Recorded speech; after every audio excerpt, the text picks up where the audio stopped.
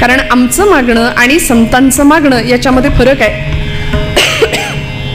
आमचं मागणं हे लौकिकातलं मागणं आहे, प्रपंचातलं मागणं आहे, ऐहिकाचं मागणं आम्ही भगवंताकडे मागतो. आणि मुळात संसार नश्वर आहे, आम्ही संसारातल्याच गोष्टी मागतो, त्यामुळे त्याही एक ना एक दिवस संपतात आणि वाट्याला येतं ते दुःख. चिरंतन शाश्वत सत्य हे संतांना उमगलं होतं. तुकोबराय एकदा नाही, दोनदा नाही, 3 वेळा ठामपणे सांगतात, सत्य तू, सत्य तू, सत्य तू विठ्ठला, का गादाविला हा जगदाकार. ब्रह्म सत्यं जगन मिथ्या हा शंकराचार्यांचा जगन्मिथ्यावाद प्रसिद्ध आहे. श्लोकार्धीन प्रवक्ष्यामि कथये ग्रंथकोटिभिः, ब्रह्म सत्यं जगन्मिथ्या जीवो ब्रह्मैव नापराः. आचार्यांनी आपल्या शिष्यांना सांगितलं, कोट्यावधी ग्रंथांमध्ये जे तत्वज्ञान मी तुम्हाला सांगितलंय, 4 वेद, 18 पुराण, उपनिषद, शास्त्र, या सगळ्याचा अर्क मी तुम्हाला सांगतो एका वाक्यात, ब्रह्म सत्यं जगन्मिथ्या. आणि तेच सत्य सोप्या शब्दामध्ये तुकोबराय आम्हाला सांगतात. पाहिली पुराणे, धांडोळीली दरुशने असा अधिकार संतांचा आहे. त्यामुळे अवघड असलेलं वेदाचं वाङ्मय, वेदांचा तो अर्थ आम्हासीच ठावा, येरांनी व्हावा भार माथा, असं ठामपणे सांगणारे तुकोबराय. अत्यंत गहन असलेलं तत्वज्ञान सोप्या साध्या शब्दामध्ये संतांनी आमच्यापर्यंत आणून दिलं. जसं एखादी आई आपल्या लेकराला दूध भाताचा घास भरवेल, तितक्या प्रेमाने हे तत्वज्ञान, भक्तीचं ज्ञान सोप्या शब्दामध्ये संतांनी आम्हाला दिलं. पण आम्हाला मुद्दाम सोपं अवघड करायची सवय लागली आहे. परमार्थ खरं तर फार सोपा आहे असं संतांनी आम्हाला वारंवार सांगितलं. न लगती सायास जावे वनांतरा, सुखे येतो घरा नारायण. परवा सकाळतर्फे कीर्तन महोत्सव झाला. उद्दिष्ट हेच होतं की ज्यांना कीर्तनाला जायला जमत नाही, वारीला जायला जमत नाही, त्यांच्यासाठी तो कीर्तन सोहळा. आपल्या कामाधंद्याच्या निमित्ताने किंवा काही व्यापानिमित्ताने कीर्तन किंवा वारीला जाणं ज्यांना घडत नाही, त्यांच्यासाठी काय होतं, भगवंत येतो का हो आपल्याकडे? उत्तर दिलं देवांनीच गीतेमध्ये, यत् करोषि यदश्नासि यज्जुहोसि ददासि यत् तपस्यसि कौन्तेय तत् कुरुष्व मदर्पणम. मी येणार, मी तुम्हाला भेटणार, तुमच्या जवळ येणार, फक्त तुम्ही जे कराल ते मला अर्पण करा. यद्यत कर्म करोमि तत्तदखिलम शंभो तवाराधनम. आचार्य म्हणालेत, जे कर्म करू ते भगवंताला अर्पण. आणि संतांनी तेच केलं. म्हणून तर एक एक शब्द, त्या शब्दातलं एक एक अक्षर हे परतत्वाचा स्पर्श होता त्या अक्षराला. ती साधी सुधी अक्षर नव्हती, ती अक्षरे नवती देखा. माऊली म्हणते, ब्रह्म साम्राज्य दीपिका अर्जुनाला ही चितकळिका प्रगटली असे. एकेका अक्षरात वसे माझा रमाकांत, असं तुकोबराय म्हणतात. रमेचा कांत तो समोर बसलाय, तो एकेका अक्षरात तो आहे असं ठामपणे सांगतात. परतत्वाचा स्पर्श आहे प्रत्येक शब्दाला. म्हणून तर त्यांचं आयुष्य मोठं आहे. आज आम्हा कुठल्याही कीर्तनकारांचं एकही कीर्तन गाथेशिवाय, ज्ञानेश्वरीशिवाय, नाथांच्या भागवताशिवाय, समर्थांच्या दासबोधाशिवाय पूर्ण होऊच शकत नाही. कारण एक एक अक्षराला परतत्वाचा स्पर्श आहे. आम्हाला ठरवायला लागतं काय बोलायचं आज. पण संतांनी सहज मुखातनं जे शब्द बाहेर काढले त्याला ब्रह्मनिरूपणाचा दर्जा प्राप्त झाला. जयांचे अंतरी भगवंत अचल राहिला निवांत. ते सहजी बोलत ब्रह्मनिरूपण सहज. म्हणून ती हृदयाची भाषा आहे हो. विद्वान मेंदूची भाषा बोलतो, संत हृदयाची भाषा बोलतात. विद्वानाला अर्थ पाहून बोलावं लागतं, संत बोलतील त्याला अर्थ प्राप्त होतो. प्रत्येक शब्दाला अर्थ आहे. म्हणून तर 450 वर्षानंतर तुकोबरायांची गाथा, 750 वर्षानंतर ज्ञानोबांची ज्ञानेश्वरी आजही प्रत्येक मराठी माणसाच्या मनावरती, ओठावरती साम्राज्य करतायत. हे शब्द राज्य करतायत. एवढा दर्जा आणि एवढं आयुष्य आहे त्या काव्याचं, त्या शब्दांचं. तुमच्या आमच्या शब्दाला तितकी किंमत नाहीये. आपलं घरात सुद्धा कोणी ऐकत नाही अशी परिस्थिती आहे की नाही. आमचं नशीब 2 तास कीर्तन करायचं, निदान या गादीचा तो अधिकार आहे, अर्थात आमचा नाही. आम्ही त्या गादीवर उभे राहतो. कुठल्याही गादीला पाय लावला जात नाही, पण कीर्तनकाराचं भाग्य असं आहे की ही नारदांची गादी, पाय रोवून ठामपणे उभा राहू शकतो कीर्तनकार. ज्ञानोबा तुकोबांची केवढी कृपा आहे आपल्या सगळ्यांवरती, संतांवरती. 2 तास आपण सगळे आमचं ऐकता, हे आमचं भाग्य आहे असं म्हणावं लागेल. अलीकडे कुणी कुणाचं ऐकायला तयार नाही. शब्दांना किंमत नाही आपल्या. कारण आपण जर एखादं काव्य केलं तर सकाळी पेपरमध्ये छापून आलं तर ते संध्याकाळी भेळवाल्याकडे पुडी बांधायला जातं. तो पेपर, तो कागद, एवढंच आयुष्य आपल्या शब्दांचं, आपल्या काव्याचं. पण संतांचं काव्य असं होतं अजरामर. आचंद्र सूर्य जोपर्यंत आहेत तोपर्यंत संत वाङ्मय. पृथ्वी शेषाच्या मस्तकावर तरली असं म्हणतात, पण मी ठामपणे म्हणते पृथ्वी संत विचारांवर तरली आहे. कारण आम्ही भाग्यवान आहे, इथे संतांच्या विचारांचं सिंचन झालंय या भूमीमध्ये. 12व्या शतकामध्ये ज्ञानोबांनी ब्रह्मविद्येचा सुकाळ केला. इथं ये मराठीची ये नगरी ब्रह्मविद्येचा सुकाळू करी. मराठी भाषेचं देशिकार लिहिणं ज्ञानोबांनी 9000 ओव्यांच्या रूपात आमच्या समोर आणून दिलं. पुढच्या काळात तुकोबाराय गाथा निर्माण करतात. त्याच काळात समर्थ रामदास स्वामी शिवथर घळीमध्ये समर्थ त्या कल्याण स्वामींकडून दासबोधाचं सुंदर लिखाण करून घेतात की ज्यामध्ये व्यवहार आणि अध्यात्म या दोन्हीचं दिग्दर्शन, उत्कृष्टपणे मार्गदर्शन आम्हाला संतांनी केलं. आणि हे सगळे संत बघा ना, देवच संत रूपाने प्रत्येक कुळात अवतीर्ण झाले, प्रत्येक जातीत अवतीर्ण झाले. पण आम्ही अशी नतद्रष्ट माणसं आहोत. मी एक विधान कधी कधी करून जाते. 22 जानेवारी रोजी भारतामध्ये एक सुवर्णाक्षरांनी लिहून ठेवावा असा दिवस उजाडला. 22 जानेवारीचा 500 वर्षांचा प्रभूंचा वनवास संपला आणि साक्षात धर्माची मूर्त सिंहासनावर प्रतिष्ठित झाली, प्रभू रामचंद्र. काय घडलं हो? प्रभूंच्या प्रतिष्ठापनेनंतर मला असं वाटतं की भारत देशामध्ये 30 कोटी मुसलमान बांधव एकत्र आले, मुसलमान एकत्र आले. पण 500 वर्षांच्या एवढ्या सबंध काळामध्ये जातीपातीत विभागलेला हिंदू समाज एकत्र यायला तयार नाही. हे आत्ताच्या निवडणुकीवरनं आपल्याला कळलं. आम्ही कुठल्या पक्षाचे नाही, आपण धर्म आणि भागवत पक्ष या पक्षातले आहोत असं म्हणू. पण मला एकच सांगायचं आहे की जो साक्षात धर्म रूपामध्ये सिंहासनावर प्रतिष्ठित आहे त्याची आराधना संतांनी केली आणि त्या धर्माचं पालन, त्या भक्तीला शक्तीची जोड द्यावी याकरता सगळे संत अंतर्बाह्य कर चळले हो. धर्माचे पालन करणे पाखंड खंडन हेची आम्हा करणे काम बीज वाढवावे नाम, हे ध्येय होतं जीवनाचं. म्हणून तर जीवन असं सर्वांग सुंदर परिपूर्ण होतं की आता त्या जीवनामध्ये कुठल्या गोष्टीची अपेक्षा नव्हती, आस नव्हती. म्हणून आमचं जीवन आणि संतांचं जीवन याच्यामध्ये फरक आहे. आमच्या जीवनामध्ये आशा, तृष्णा, इच्छा, वासना संपतच नाहीत, अखंड चालू आहे, अखंड. किती धावतो आम्ही. माझ्या गुरुजींचं, परमादरणीय काणेबुवांचं फार सुंदर पद आहे. किती धावसी उपास पोटी मृगापरी त्या तृषार्थ तू. इतकी धावाधाव चालू आहे सकाळी उठल्यापासून रात्री झोपेपर्यंत. एखादा हरिण, मृग जसं त्या पाण्याच्या शोधात फिरत राहतं, ते मिळत काही नाही, तशी आमची धावाधाव चालू आहे. किती धावसी उपास पोटी मृगापरी. कोण तू, कोठील तू रे, कसा जगी आलास तू. किती दिवसांचा निवास येथे, देशी का विश्वास तू. काही खात्री आहे, काही गॅरंटी कार्ड येताना घेऊन आलोय का हो. प्रत्येक वस्तूची एक्सपायरी डेट ठरलेली असते ना. आपण बाजारातून कुठलीही वस्तू आणा, त्याचं लाईफ ठरलेलं आहे. तसं याही वस्तूची एक डेट ठरलेली आहे, दिवस, वेळ, वार, तारीख निश्चित आहे. कुठल्याही प्रकारचा शाश्वती नाहीये या देहाची, या जीवनाची. मग तरी सुद्धा ही आसक्ती कधी संपणार, ही आस आमची कधी कमी होणार. संतांना आमची काळजी वाटली म्हणून खरं तर काय मागावं याचा वस्तुपाठ मागणीच्या रूपाने संत ठेवतात आमच्या समोर. वास्तविक त्यांना मागायची काहीच गरज नाहीये, पण आम्हाला कळावं देवाकडे काय मागायचं असतं. म्हणून ज्ञानोबांनी सुद्धा जगाच्या पाठीवर कुणीच नाही मागितलं असं उदात्त मागणं मागितलं पसायदानाच्या रूपाने. जे खणांची व्यंकटी सांडो तया सत्कर्मी रती वाढो.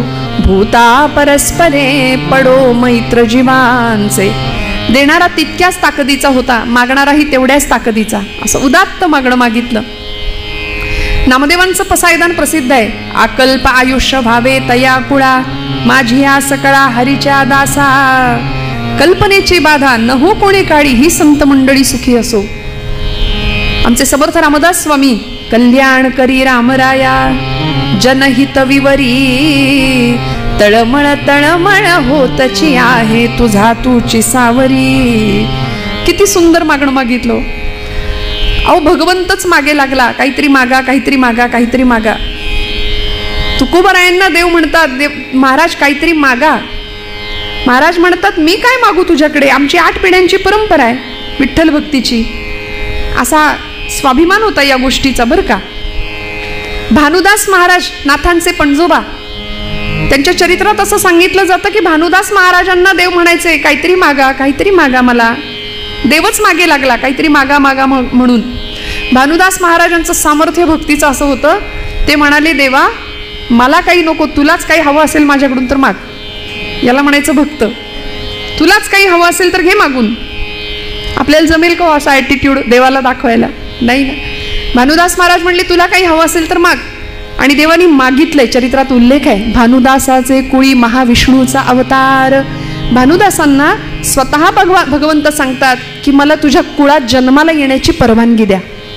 आणि मग नाथांचा अवतार आहे. नाथ हे महाविष्णूचा अवतार आहेत. नाथांचा जन्म आहे भानुदासांच्या कुळात.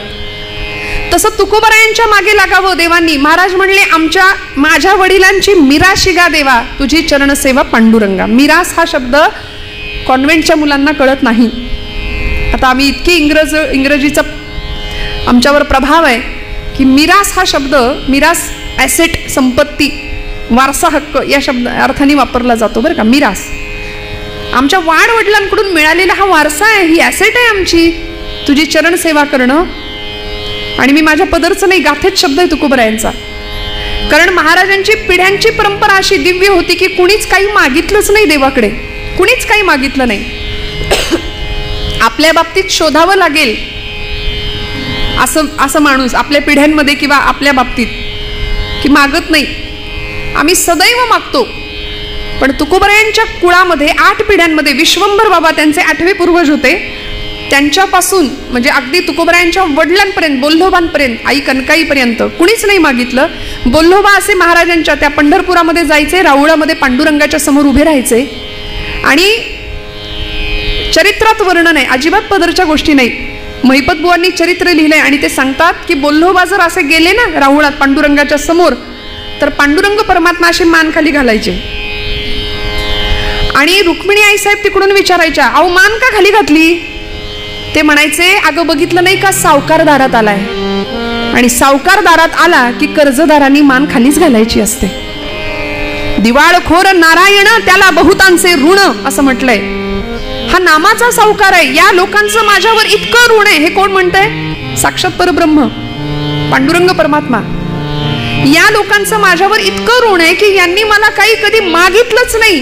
म्हणून पुढच्या कुळात तुकोबारायांच्या मागे लागले, काहीतरी मागा, काहीतरी मागा, माझ्या इच्छेकरता मागा. महाराज म्हणले देवा मी तुला काय मागू, तुझे चरण आमच्याकडे गहाण आहेत. हे महाराजांचे शब्द आहेत. तू मला काय देणार, तूच आमच्या घरी गहाण आहे, तुझे चरण आमच्या घरी गहाण आहेत. म्हणून तर भक्ताचे ऋण भगवंतावर चढत गेले आणि ते ऋण फेडण्याकरता भगवंत वेळोवेळी आला. आपण काल ऐकलं मोरोपंतांची आर्य आहे, ऋण तरी मुठभर पोहे त्याच्या व्याजात हे मनगरी ती, मुद्दलात मुक्ती देणे ही कोण्या साहुकारीची रीती. व्याज भक्तीचं ऋण इतकं वाढलं की व्याज म्हणून दिली सुवर्णाची नगरी. म्हणले मुद्दल कुठं गेलं? मुद्दल म्हणून मुक्तीच देऊन टाकली. असं आहे देणं भगवंतांचं. देव उदार देता न म्हणे थोडेफार, इतकं दिलं इतकं दिलं. तुकोबाराय म्हणतात मला काही नको, तरी पण देव ऐकायलाच तयार नाही. नाही माझ्या इच्छेकरता महाराज काहीतरी मागा तुम्ही. आणि महाराजांनी या अभंगामध्ये तुकोबारायांनी मागणी ठेवली आपली. देवा हे बघ मला काही नकोय, हे खरं आहे, मी किती वेळचा तुला सांगतोय नको नको, तरी सुद्धा तू माग माग माग म्हणून माझ्या मागं लागलायस. म्हणून मागतो तेवढं दे. आणि अभंगाचं प्रथम चरण तुकोबाराय सांगतात, हेची व्हावी माझी आस जन्मो जन्मी तुझा दास, पंढरीचा वार करी वारी चुकोने दे हरी.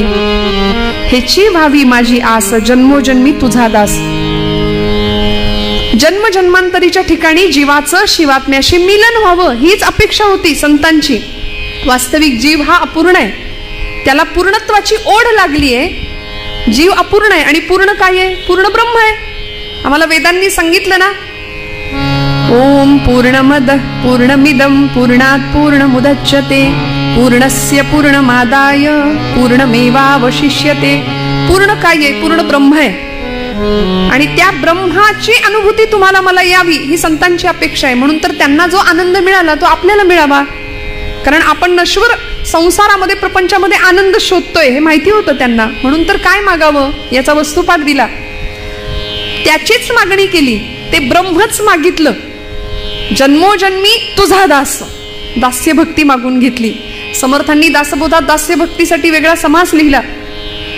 जिथे पंच ज्ञानेंद्रिय पंच कर्मेंद्रिय मन आणि बुद्धी सगळंच तिथे अर्पण करायचंय देवाला, याला म्हणायचं दास्य. आणि दास्यत्व ही कुठली पदवी नाहीये, दास ही कुठली पदवी नाही, दास ही भूमिका आहे, दास ही अवस्था आहे. प्रचंड निग्रहाने भगवंताला समर्पण त्याग करणं.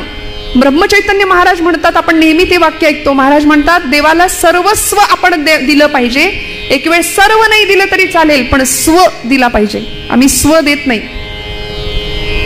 आणि तेवढंच बरोबर आमच्या स्वतःकडे ठेवतो, बाकी सगळं त्याला द्यायला आम्ही तयार राहतो. पण स्व भगवंताच्या चरणी समर्पण करावा ही दास्य भक्ती. तुकोबाराय सांगतात, जन्मोजन्मी तुझा दास हेची व्हावी माझी आस. चकार वापरला, भाषेमधला चकार निश्चय दाखवतो. हेची व्हावी माझी आस.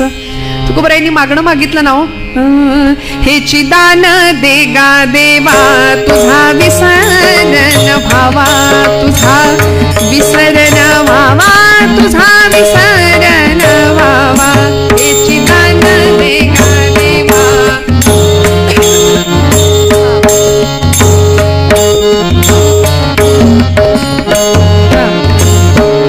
गुण गाईन आवडी, गुण गाईन आवडी, हेची माझी सर्व जोडी. गुण गाईन आवडी, हेची माझी सर्व जोडी, हेची माझी सर्व जोडी, हेची माझी सर्व जोडी. हेची दान देगा देवा, तसं हेची व्हावी माझी आस, जन्मोजन्मी तुझा दास. भगवंता दास्यत्व दे. धन्य आम्ही जन्म आलो, दास विठोबाचे झालो, असं महाराज म्हणाले ते एके ठिकाणी. आम्हाला तुझं दास्यत्व दे. वास्तविक वैयक्तिक आयुष्यामध्ये काहीच कमी नव्हतं. मागायचंच असतं तर प्रपंचातलं सुख संपत्ती ऐश्वर्य धन मागता आलं असतं की नाही? काय कमी होतं संतांकडे? तुकोबारायांच्या चरित्रात जर पाहिलं आपण तर एक काळ असा होता की तुका शेठ म्हणायचे लोक, घरात रांगा असायच्या घेणाऱ्यांच्या. प्रचंड श्रीमंती, कनकाई आई सोन्याचं सलकड हातात घातल्याशिवाय बाहेर पाठवत नव्हत्या तुकोबांना. पण दुष्काळ आला, 12 वर्ष अखंड पडलेला, आणि त्या दुष्काळाने सगळं नेलं.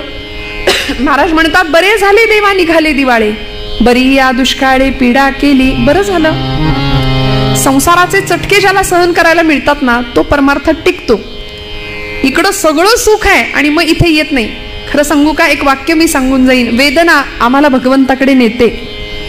वेदना भगवंताच्या जवळ राहायला मदत करते. जो संसार तापेत तापला पोळला तोची परमार्थी भला, असं महाराज म्हणतात. सगळं सुखात आहे, मग भगवंत कसा आठवेल? तुकोबाराय बरं झालं म्हणतात, संसाराची ही माझ्या दुर्दशा झाली, देवा बरं झालं. पण असे तुकोबाराय पांडुरंगाला किती मानतात. अशा 12 वर्ष पडलेल्या दुष्काळामध्ये अन्न पाण्यापासून माणसं गुरढोरं मरतायत, आणि अशा वेळी महाराजांच्या दारामध्ये एखादी जख्ख 80 वर्षाची म्हातारी येऊन उभी राहायची. ठिकठिकाणी फाटलेलं लुगडं आहे, आणि सकाळची वेळ महाराजांची दुसरी पत्नी जिजाई, आवनी म्हणायचे आवडीने तिला, आणि आवलामाई म्हणजे साधं काम नव्हतं, त्या सांभाळत सुद्धा होत्या तुकोबारायांना.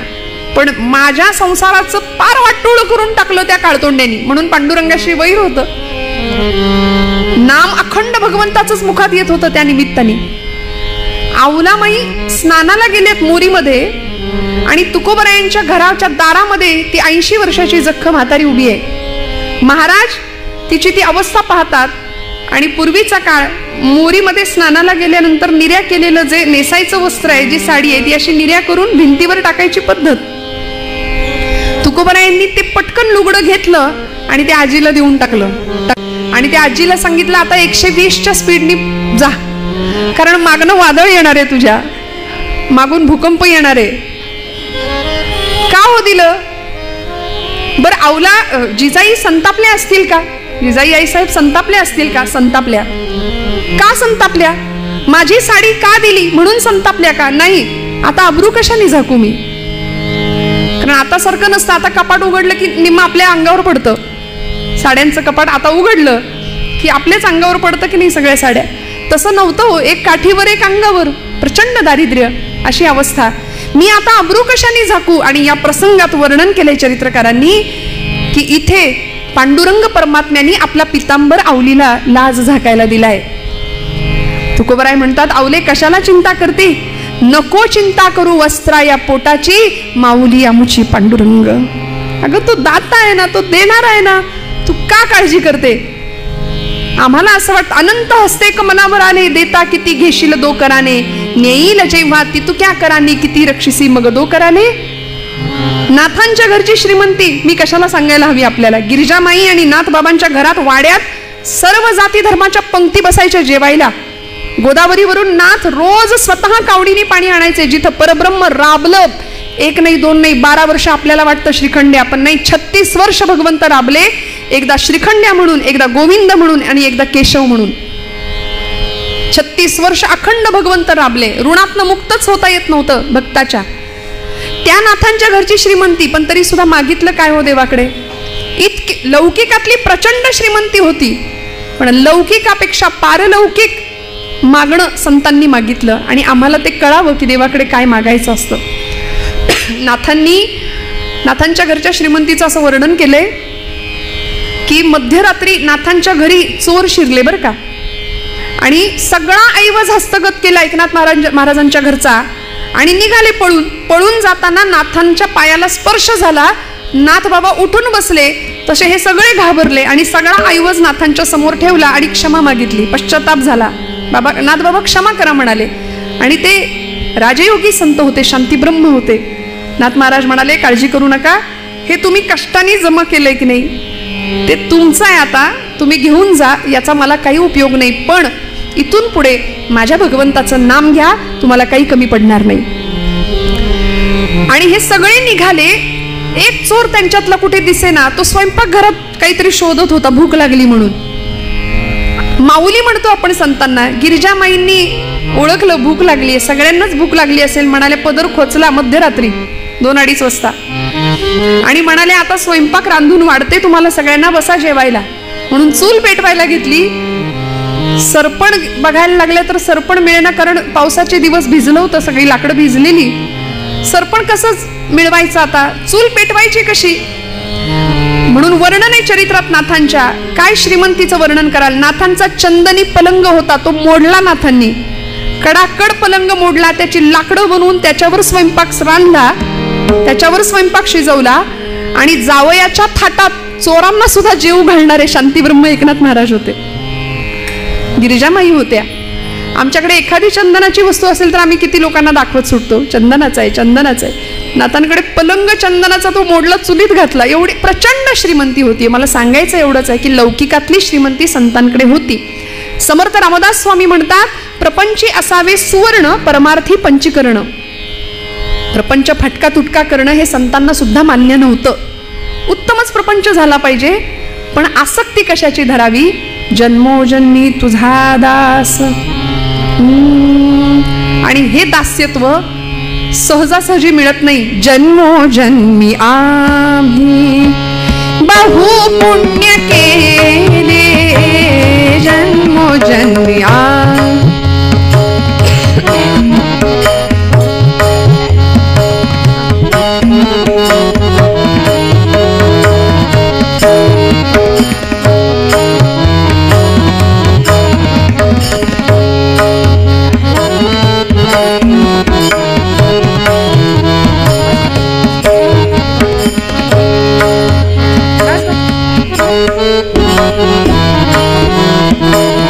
जन्मोजन्मी आम्ही, जन्मोजन्मी आम्ही बहु पुण्य केले, तेव्हा या विठ्ठले,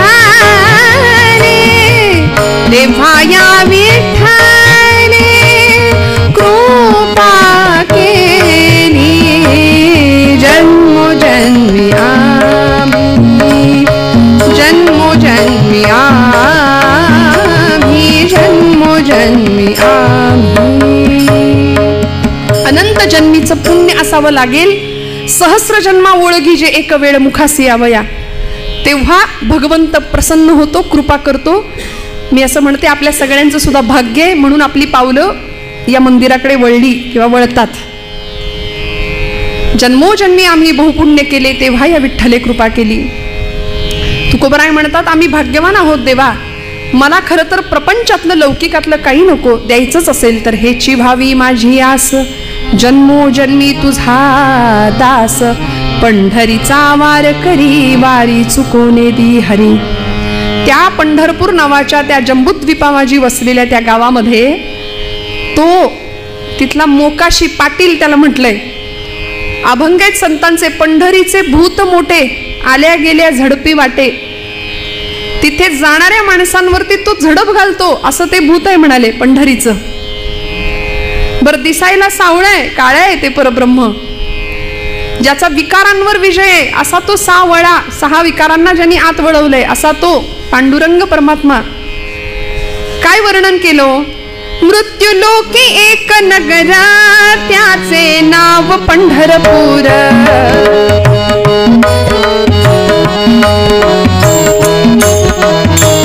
ओ मृत्युलोकी एक नगरा, त्याचे नाव पंढरपूर.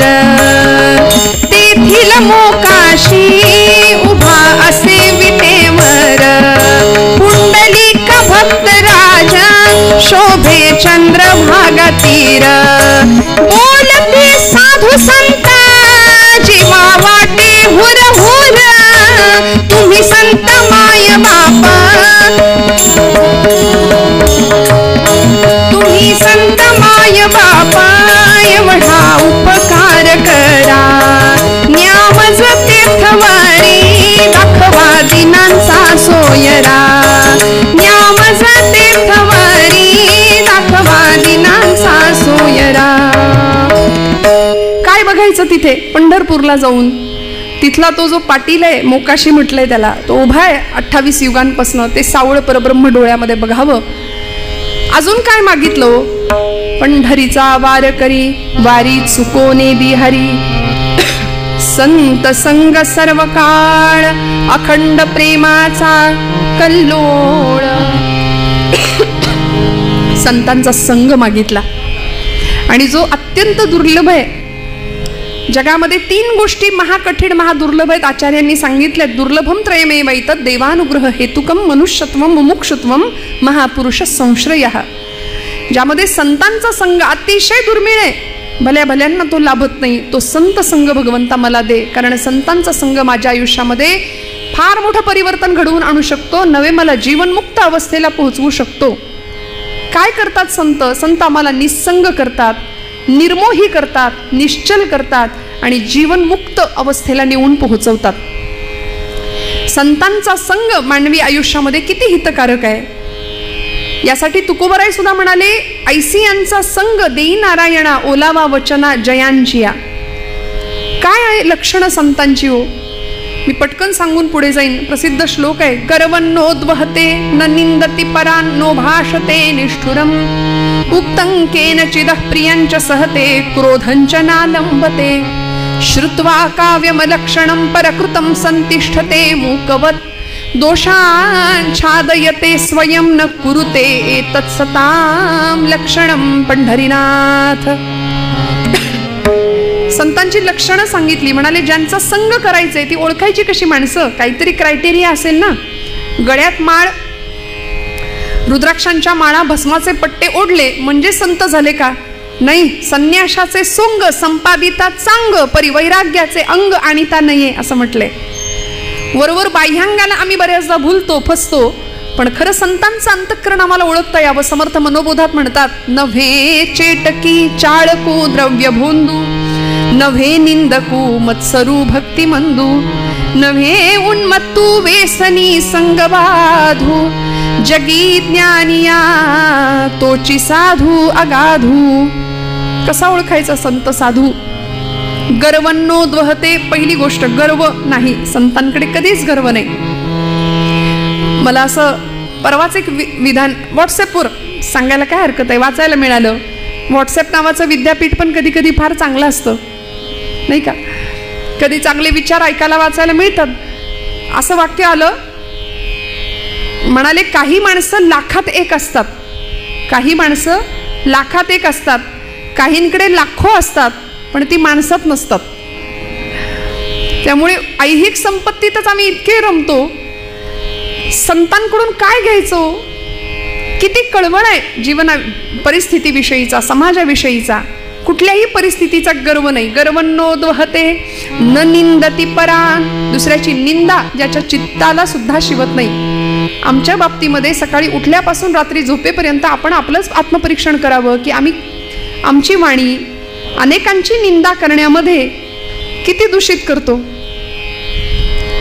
विटाळ होतो वाणीचा दुसऱ्याच्या निंदेनी. त्यामुळे हरिनाम प्रक्षाळी जिव्हेते असं म्हटलंय. मग हरिनाम काय करतं? जीभ धुवून काढायचं काम करतं. एकदा नाम घ्या, केलेली निंदा आणि त्या निंदेमुळे झालेलं पाप सगळं धुवून निघतं. हरिनाम प्रक्षाळी जिव्हेते. त्यामुळे संत कुणाची कधी निंदा नाही करत. गर्वन्नोद्वहते न निंदती परान, नो भाषते निष्ठुरम. कधीच कठोर भाषा नाही. कसं बोलायचं? बोलू ऐसे बोल जेणे बोले विठ्ठल डोले, प्रेम सर्वांगाचे ठाई वाचे विठ्ठल रखुमाई. माझ्या बोलण्यानी दुसऱ्याच्या हृदयातला विठ्ठल डोललाच पाहिजे, असं बोलणं असलं पाहिजे. हे संतांकडून शिकावं. सहज बोलणे हित उपदेश करोनी सायास शिकविती. नो भाषते निष्ठुरम उक्तं केनचिद प्रियंच सहते, क्रोधंच नालंबते. कुणीही कितीही वाईट येऊन समोर बोललं, शिव्या जरी दिल्या तरी संत प्रतिक्रिया देत नव्हते, कधीच नाही. क्रोधंच नालंबते. राग हा विकार संतांकडे नव्हता. खरं तर राग ही मानवी स्वभावाची वृत्ती आहे, पण त्या रागातून निर्माण झालेला क्रोध हा विकार आहे. त्यामुळे क्रोधाला स्थान नाही संतांच्या जीवनामध्ये. अजिबात राग नाही. सगळ्यांचं कल्याण व्हावं, सगळ्यांचं. म्हणून तर पसायदानाची इच्छा. विश्वाचे आर्त माझ्या मनी प्रकाशले, अवघेची झाले देह ब्रह्म. ही अवस्था माऊलींची का होती? जगाने काय दिलं हो ज्ञानोबांना? वास्तविक आम्ही जर असतो किती राग आला असता? नाही. असं रस्त्याने जाणाऱ्या ज्ञानोबांच्या झोळीमध्ये कुणीतरी मुद्दाम पीठ घालावं आणि पीठ घातलेल्या झोळीत कुणीतरी मुद्दाम खडे टाकावेत. ती झोळी हिसकावून घ्यावी, खाली पीठ सांडावं, पिठात रेघोट्या माराव्यात, मातीत पीठ मिसळून जावं, धरता येऊ नये. प्रचंड हाल अपेष्टा यातना सहन केल्या. काय पाप केलं होतं हो असं? संन्यासाची पोरं म्हणून विटंबना झाली, प्रचंड हाल अपेष्टा आणि प्रचंड त्रास झाला. एका हरिपाठासाठी ज्ञानोबांचे 1000 वेळा पाय धरले ना तरी ते कमी ठरतील. एवढे उपकार आपल्यावर करून ठेवले. ज्ञानेश्वरी माऊली म्हटलं तरी आपले डोळे पाणावतात, अंतःकरण गलबलून निघतं. समाजाने इतकं दिलं, इतकी निंदा, इतकी अवहेलना, तरी सुद्धा क्रोधंचना लंबते. श्रुत्वा काव्यमलक्षणं परकृतं संतिष्ठते मूकवत, दोषांच्छादयति स्वयं न कुरुते एतत् सतां लक्षणं. प्रतिक्रिया देत नाहीत समाजाला. शांतपणे बसून राहावं, निर्जन ठिकाणी जावं. आज समाजामध्ये वावरणारे, स्वतःला स्वघोषित संत म्हणवणारे भरपूर मंडळी आपल्याला दिसत आहेत.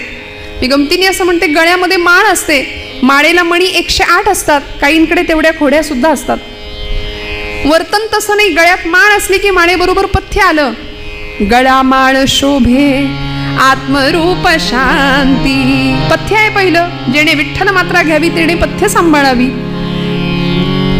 गळ्यात माळ आली की आतमध्ये शांतता आली पाहिजे. भक्तिभाव दोन्ही धरू टाळ हाती, टिळा विरक्तीचा कपाळास न्यालो, आम्ही विठ्ठलाच्या भजनात न्हालो. असा भाव प्रत्येकाच्या अंतःकरणात निर्माण व्हावा, हे संतांकडून मिळावं. म्हणून संत संग सर्व काळ, अखंड प्रेमाचा कल्लोळ. आणि मग चंद्रभागे स्नान, तुका मागे हेची दान. चंद्रभागेचं स्नान मागितलं आणि अशी मागणी तुकोबाराय आजच्या अभंगात करतात. मग भगवंत अशा भक्तासाठी काय करतो?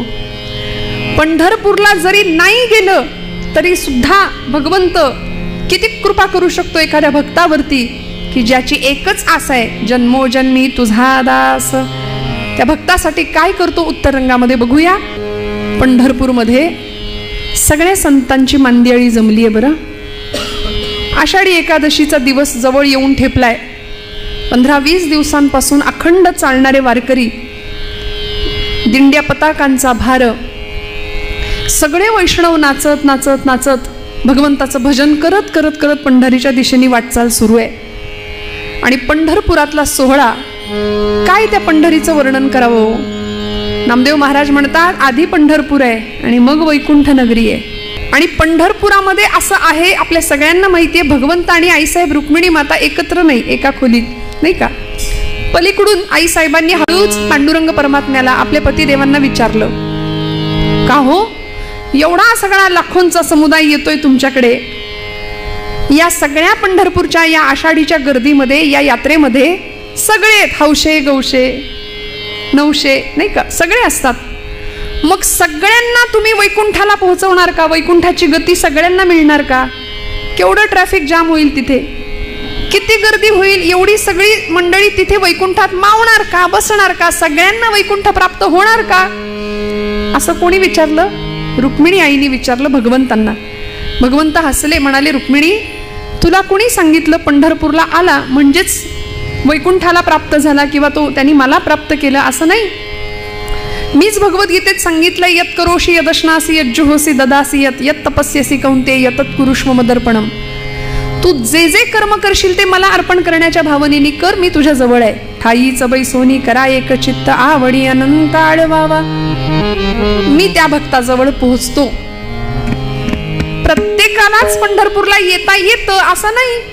शारीरिक आधिव्याधी आहेत, अडचणी आहेत. पण मग असा कोणी भक्त आहे का हो देवा की जो पंढरपूरला कधीच येत नाही? आहे ना, म्हणाले. जायचं का आपण तिकडे? जाऊया ना, म्हणाल्या.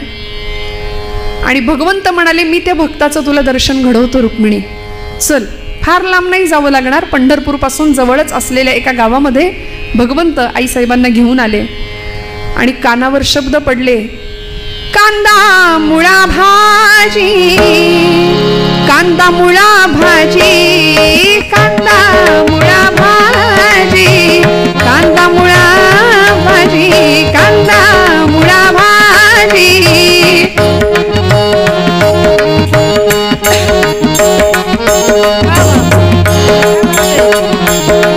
कांदा मुळा भाजी, कांदा मुळा भाजी, अवघी विठाई माझी, अवघी विठाई माझी, अवघी विठाई माझी, अवघी विठाई माझी, अवघी विठाई माझी, अवघी विठाई माझी.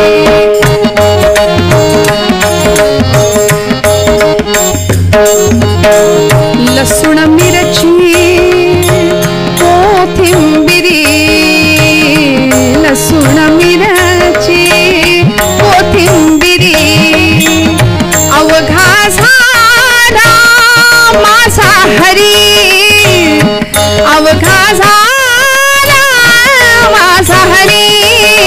कांदा मुळा भाजी, कांदा मुळा भाजी, कांदा मुळा भाजी, कांदा मुळा भाजी, अवघी विठाई माझी, अवघी विठाई माझी, अवघी विठाई माझी, अवघी विठाई माझी, अवघी विठाई माझी, अवघी विठाई माझी.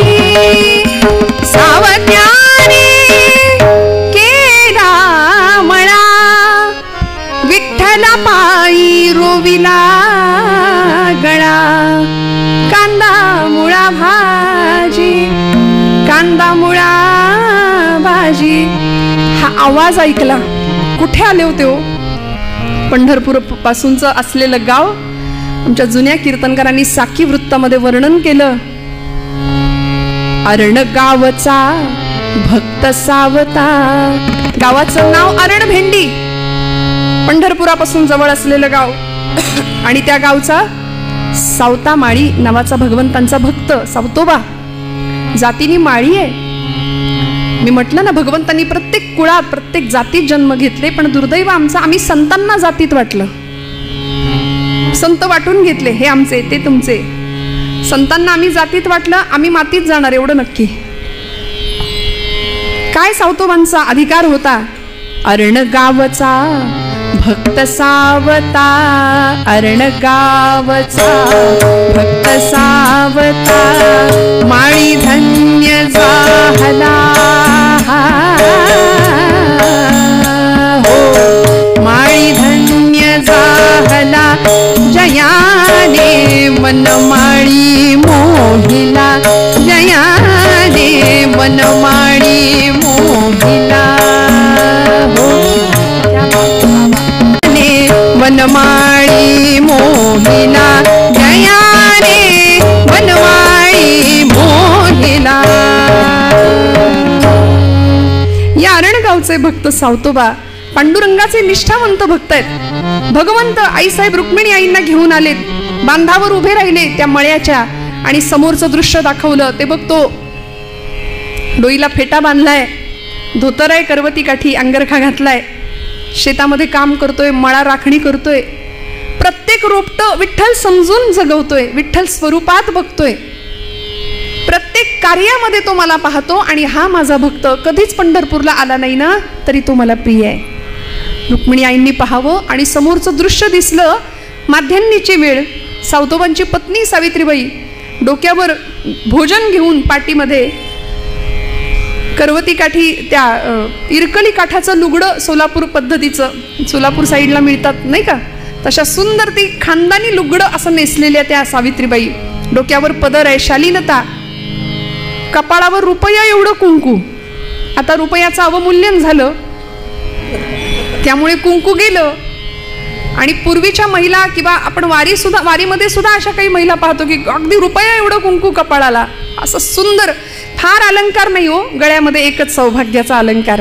आणि प्रचंड सुंदर असं ते रूप सावित्रीबाईंचं. आल्या, डोक्यावर जेवण होतं, भोजन होतं.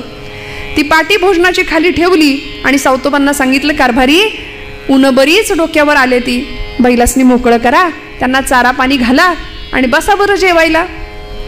काय आनंद असेल ना या जेवणाचा, कल्पना करा ना. म्हणजे मस्त आंब्याच्या हिरव्यागार सावलीखाली, कडाक्याच्या उन्हामध्ये, त्या सावलीखाली गरम गरम भाकरी, ठेचा, झुणका. आता एकादशी दिवशी तुम्ही म्हणाल असं काही काही बोलता ताई, म्हणजे ऐकताना तर पाणी सुटतं तोंडाला, आम्हाला बोलताना सुद्धा पाणी सुटू नये म्हणजे झालं. काय त्या जेवणाची चव हो. हां, 5 स्टारमध्ये सुद्धा अशी चव मिळणार नाही. त्यात पत्नीच्या हातचं, तिने आग्रह करून वाढलेलं. भोजेषु माता, पत्नी सुद्धा जेवायला वाढते तेव्हा आई वाढते असं वाटलं पाहिजे बरं का, असं शास्त्रकारांचं म्हणणं आहे. वाटत नाही ते वेगळं. आणि सुंदर छान आग्रहाने सावित्रीबाई भोजन वाढतायत सावतोबांना. 2 जण जेवायला बसले. सावतोबांनी बैलांना मोकळं केलं, पाणी दिलं, चारा दिला, भोजनाला बसले. पहिला घास मुखात घातला आणि दोघांची चर्चा सुरू झाली, संवाद सुरू झाला. सावित्रीबाई विचारतायत, धनी कारभारी, बऱ्याच दिवसापासून तुम्हाला काही विचारीन म्हणते, आज अगदीच राहावे ना, विचारू का हो? विचार ना म्हणाले. काय मनात असेल ते विचार. तुम्ही पांडुरंगाचे भक्त आहात, गळ्यात तुळशीची माळ आहे, कपाळाला गोपीचंदनाचा टिळा आहे. पांडुरंग पांडुरंग पांडुरंग सतत नामस्मरण करता, पण कधी पंढरीला गेलेलं पाहिलं नाही मी, कधीच पंढरपूरला जात नाही. सावतोबा म्हणाले, हा प्रश्न आहे का तुझा? सांगतो म्हणाले, मी पंढरपूरला का जात नाही. सावतोबा प्रश्नाचं उत्तर देतात. उठले तिथनं, भोजन उरकलं आणि जिथं बैल होते ना त्या बैलांजवळ गेले. आपल्या पत्नीला सांगतायत, तुझ्या प्रश्नाचं उत्तर देतो. माझा पांडुरंग फक्त विटेवरच आहे असं वाटतं का ग तुला? नाही, माझा पांडुरंग सगळीकडे आहे. कुठे आहे सांगतो, आपल्या मळ्यात सुद्धा येतो. सांगू कसा आहे, कुठे आहे? बैलांच्या पाठीवर एक थाप मारली आणि सांगितलं, बैल विठ्ठल शेत विठ्ठल. माझे बैल विठ्ठल स्वरूपात आहेत. माझा सगळा मळा साक्षात विठ्ठल आहे. बैल विठ्ठल, शेत विठ्ठल, विश्व विठ्ठल गे. बैल विठ्ठल, शेत विठ्ठल, विश्व विठ्ठल गे. विठ्ठल वाणी मोठ काळी ती बी विठ्ठल गे. विठ्ठल वाणी मोठ काळी ती बी विठ्ठल गे. बैल विठ्ठल, शेत विठ्ठल, विश्व विठ्ठल गे. विठ्ठल वाणी मोठ काळी ती बी विठ्ठल गे.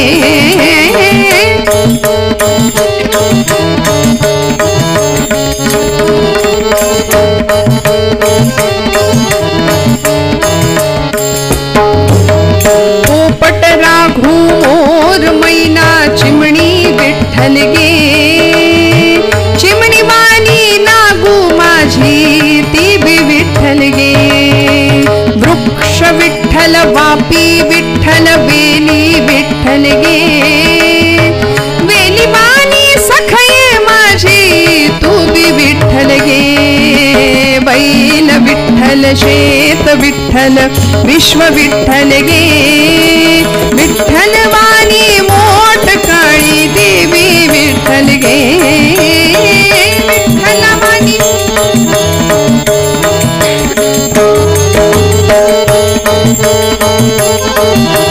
देवी विठ्ठल गे.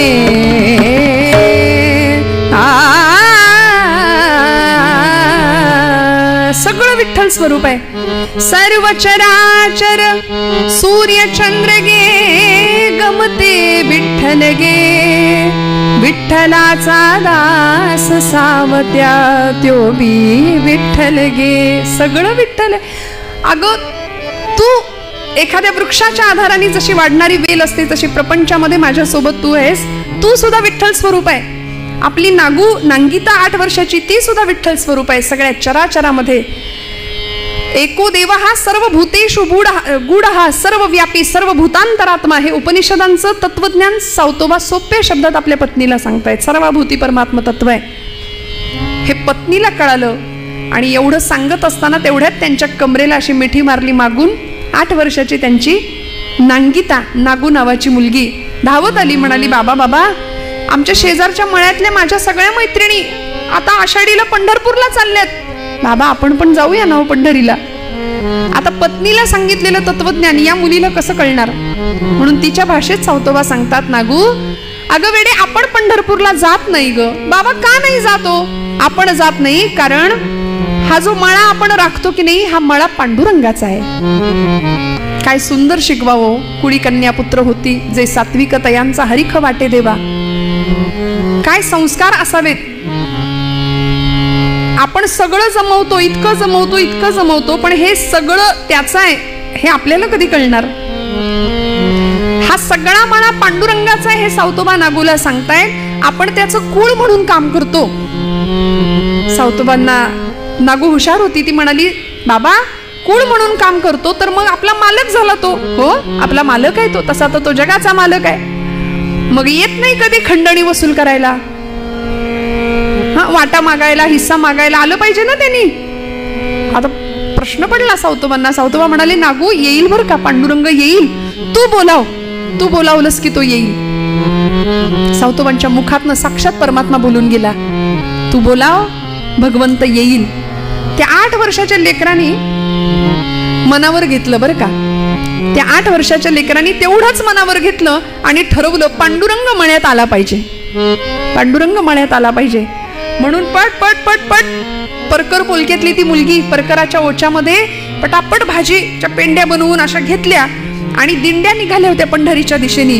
त्या दिंडीच्या एक दिंडी येताना दिसली. त्या दिंडीच्या समोर येऊन उभी राहिली आणि त्या दिंडीच्या मालकांना सांगू लागली, अहो पांडुरंग आमच्या मळ्याचा मालक आहे. बाबा म्हणतात की ही भाजी तू त्याला पोहोचव आणि माझा निरोप सांग. पांडुरंग येईल आमच्या मळ्यात. वारकरी दादा पंढरपूरला निघालात ना हो. ते म्हणाले, हो. मग माझं एक काम कराल, आमच्या मळ्यातली ही भाजी पांडुरंगाला द्याल का हो. सावतोबा सांगत होते, आपण जर पंढरपूरला गेलो तर लाखोंच्या संख्येने लोक इथं थांबतात. इथे आपण त्यांना शिधा देतो. हजारोंच्या मुखातनं पांडुरंग स्वतः इथं भोजन करतोय. मग आपण पंढरीला जाऊन कसं चालेल? ती नागू त्या वारकऱ्यांना सांगते, माझी एवढी भाजी पांडुरंगाला पोहोच कराल का? ते वारकरी उलट्या काळजाचे होते बरं का जरा. मी म्हटलं ना, ते म्हणाले बाप तर जातच नाही कधी पंढरपूरला, आणि इथं आम्हाला तुझी भाजी न्यायला आम्हाला काही हमाल समजलीस, गडी समजलीस, चल बाजूला हो तिकडं. ढकलून दिलं तिला. सगळी भाजी पायाखाली तुडवत निघून गेले हो. सावतोबा म्हणतात, एवढ्याशा लेकरात पांडुरंग दिसला नाही, विटेवर कसा दिसेल? आणि हे भगवंतांनी खरं करून दाखवलं. सगळे निघून गेले. रडायला लागली. सगळी भाजी चुरगळून गेली, पायाखाली खराब झाली. पुन्हा आली.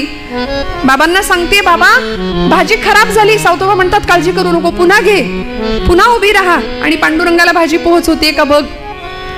पण या मुलीचा संकल्प असा होता, निश्चय असा होता की वाटेल ते झालं तरी पांडुरंगाला भाजी पोहोचल्याशिवाय मी जेवणारच नाही. अन्नाचा कण नाही, पाण्याचा थेंब नाही पोटात घेणार.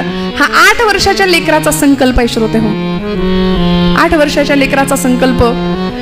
नवमीचा दिवस संपला, दशमीचा दिवस संपला, संध्याकाळची वेळ, डोळे खोल गेले, पोट खपाटीला गेलं, पोटात अन्नाचा कण नाही 2 दिवस त्या पोरीच्या. पण पांडुरंगाला भाजी पोच झाली पाहिजे हा संकल्प होता. पुन्हा उभी राहिली. सावतोबा सांगतायत, लेकरा 2 घास खाऊन घे. नाही नाही बाबा, पांडुरंगाला भाजी पोहोचली पाहिजे, पांडुरंगाला निरोप माझा व्यवस्थित पोहोचला पाहिजे.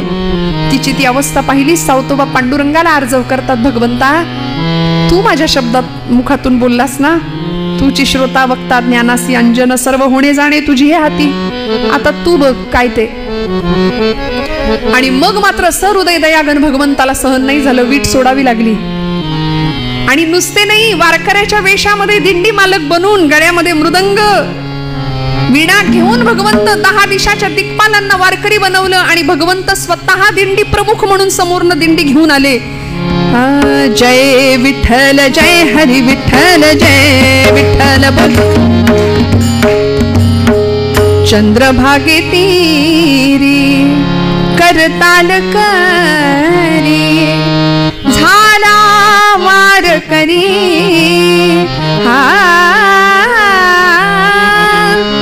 झाला वारकरी रंगला भजनी हा श्री हरी. रंगला भजनी हा श्री हरी. रंगला भजनी हा श्री हरी.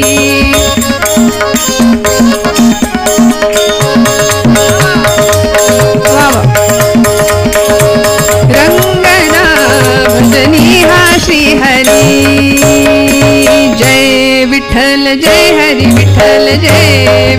भगवंत स्वतः काही दिशांच्या दिक्पालांना घेऊन अशी देवाची दिंडी समोर आली बरं का. आणि 8 वर्षाची ही नागू, पोटात अन्नाचा कण नाही, पाण्याचा थेंब नाही, हळूच बारीक नजरेने पाहतीये. हे कसे असतील आता? नेतील का माझी भाजी? पांडुरंगाला पोहोच करतील का? दुधानी तोंड भाजल्यानंतर माणूस ताक सुद्धा फुंकून पितो की नाही, तशी सामोरी आली. आणि हळूच अंदाज घेतीये, वारकरी दादा पंढरपूरला चाललात ना? साक्षात परब्रह्म जगाचा बाप होता. भगवंत म्हणाले, हो बाळा, पंढरपूरला निघालोय. का ग, तुझं काही काम आहे का? ती म्हणाली, हो. अहो, ही एवढी भाजी आहे आमच्या मळ्यातली. माझे बाबा म्हणतात आमचा मळा आहे ना, त्या मळ्याचा मालक आहे पांडुरंग परमात्मा, पण कधी येतच नाही हो मळ्यात. म्हणून म्हटलं ही भाजी एवढी तुम्ही घ्या आणि पांडुरंगाला तुम्ही निघालाच आहात तर द्याल का, पोच कराल का? भगवंतांनी ती भाजी घेतली. म्हणाली, हो बाळा, पोच करतो. 2 पावलं पुढे चालले आणि परत माघारी आले. म्हणाले, अगं भाजी बरोबर काही निरोप नाही का तुझा? निरोप दिला जातो ना वस्तू दिल्यानंतर, मग काही निरोप आहे का तुझा? तिला इतका आनंद झाला. ती म्हणली, किती चांगले आहोत हो, किती दयाळू आहात. नाही तर ते मगाचे वारकरी सगळी माझी भाजी तुडवून टाकली. तुम्ही किती दयाळू आहात, अगदी आमच्या पांडुरंगासारखे. भगवंत म्हणले, माझं मेकअप चुकलंय की काय? हिने ओळखलं की काय मला? पण भगवंत म्हणतात, नागू काय निरोप आहे सांग. निरोप एवढाच आहे म्हणाले.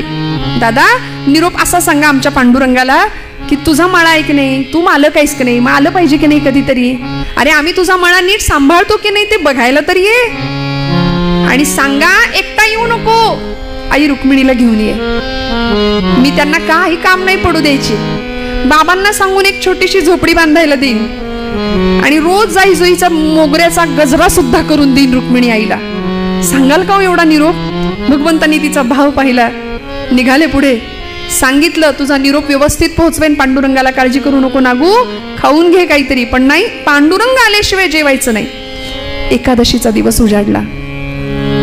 पोटात अन्नाचा कण नाही, घेरी आली आणि बेशुद्ध अवस्थेमध्ये ती मुलगी सौतबांनी अशी हातात धरली आहे. पांडुरंग परमात्म्या, तू शब्द दिलायस ना तिला, या लेकराचा अंत पाहू नकोस, आता लवकर ये, काहीही कर आणि तुला यावं लागेल. आणि आता पंढरपुरामध्ये खरं तर भगवंताला तिथं असणं गरजेचं होतं, कारण ज्ञानदेव, नामदेव, निवृत्तीनाथ, सोपान, मुक्ताबाई सगळे अधिकारी संत त्याला बघायला चालत निघाले होते. आणि आता त्यांना दर्शन न देता भगवंतांनी वीट सोडली तर कसं होईल, म्हणून देव विचार करतायत काय करावं. कारण पंढरपुरामध्ये अशी अवस्था आहे, नामदेवांचं कीर्तन पांडुरंग परमात्म्याच्या त्या दरबारामध्ये वाळवंटामध्ये रंगलं होतं. कीर्तनाचा कीर्तनाचा कीर्तनाचा कीर्तनाचा कीर्तनाचा कीर्तनाचा कीर्तनाचा गजर होत, कीर्तनाचा गजर होत, संत भार पंढरीत, संत भार पंढरीत, संत भार पंढरीत. तेथ असे देव उभा, तेथ असे देव उभा, जैसी समचरणाची शोभा, जैसी समचरणाची शोभा, चरणाची शोभा, संत भार पंढरीत, संत भार पंढरीत, संत भार पंढरीत, संत भार पंढरीत. सगळ्या संतांची मांदियाळी पंढरपूरमध्ये आहेत. आणि आता ज्ञानदेव, नामदेव, निवृत्तीनाथ पांडुरंगाच्या समोर उभे आहेत. सगळे नमस्कार करून माघारी जात आहेत. पण ज्ञानदेवादी अधिकारी संतांना कळलं की विटेवर देव आहे पण चैतन्य नाहीये. नामदेवांनी विचारलं, ज्ञानदेवा कुठे गेले असतील? पांडुरंग परमात्मा कधीच जात नाही पंढरपूर सोडून, आणि कुठे गेले असतील? ज्ञानदेव दादा हसले आणि म्हणाले, न येणाऱ्या भक्ताकडे. पंढरपूरला न येणाऱ्या भक्ताकडे गेलेत. म्हणाले चला आता जाऊया. आणि इकडे भगवंत सावतोबांच्या मळ्यात दाखल झाले. सावतोबांना म्हणाले, सावतोबा मला लपवा, म्हणाले लवकर, कुठेतरी माझ्या मागे चोर लागलेत. सावतोबा म्हणाले, देवा कुठे लपू? मळ्यात लपता का? नको म्हणाले, शोधून काढतील. मग माळ्यावर लपता का? नको म्हणाले, तिथूनही शोधून काढतील. अशा ठिकाणी लपवा की मला कुणीही शोधू शकणार नाही. सावतोबा सद्गतीत झाले. भगवंतांनी नागूची अवस्था पाहिली. स्वतः तिच्या मुखात पाणी घातलं. सांगितलं, नागू ओठ, मी आलोय, तुझा निरोप मला पोहोचला. नागूने डोळे किलकिले केले आणि म्हणाली, काय म्हणालात देवा? पांडुरंग आलात? आणि हे काय, रुक्मिणी कुठे? रुक्मिणी आई साहेब कुठे? निरोप नीट पोहोचला नाही का तुमच्यापर्यंत? भगवंत म्हणतात, अगं कुठली रुक्मिणी, कुठलं काय, मला आधी लपवा. म्हणाले, चोर लागलेत माझ्या मागे. सावतोबा म्हणाले, भगवंता माझ्या या हृदया व्यतिरिक्त तुम्हाला लपवायला माझ्याकडे दुसरी जागा नाही. सावतोबांनी काय केलं? एक छान धारधार विळा घेतला. त्यांनी आपलं हृदय, छाती चिरली. असं कथा आपल्याला सांगते. आता आपण सुद्धा जर असं घरी गेल्यावर आज केलं तर जमेल का हो आपल्याला? या कथेचा अर्थ असा आहे, हे कोडं सावतोबांनी सोडवलंय. सावता सागर प्रेमाचा आगर, धन्य त्याची माता, धन्य त्याचा पिता, धन्य त्याची माता, धन्य त्याचा पिता, साठविला दाता, साठविला दाता, त्रैलोक्याचा सावता सागर, प्रेमाचे आगर, सावता सागर,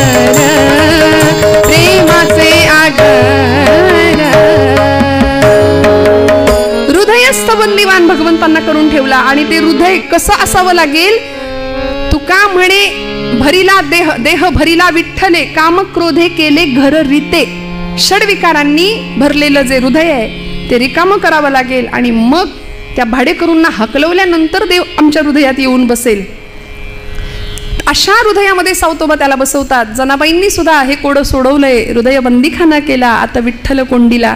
भगवंताला लपवलं सावतोबांनी. या पद्धतीने सगळी संत मंडळी पोहोचली सावतोबांच्या मळ्यात आणि सगळे अधिकारी संत सांगतात, सावतोबा भगवंतांचं दर्शन आम्हालाही द्या. आज आषाढीचा पर्व काळ आहे, आम्हाला देवाला बघायचंय. असं कसं आजच्या दिवशी भगवंत आम्हाला दिसला नाही, कसं चालेल? आम्हाला देवाला बघायचंय. नामदेव महाराज हसत होते. वर्णन आहे चरित्रात गंमत.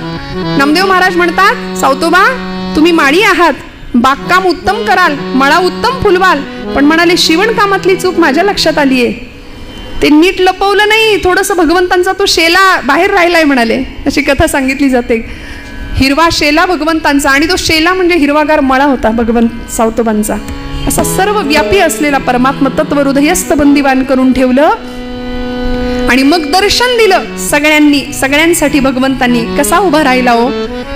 त्या भगवंताला एकच आस केली तुकोबरायांनी, हेची माझी भावी आस, जन्मोजन्मी तुझा दास, पंढरीचा वार करी वारी चुकोने ती हरी. भगवंता संत संग सर्व काळ, अखंड प्रेमाचा कल्लोळ, चंद्रभागे स्नान तुका मागे हेची दान. भगवंतांनी सगळ्यांना दर्शन द्यावं. निराकार तो निर्गुण ईश्वर, निराकार तो निर्गुण राजा पंढरीचा.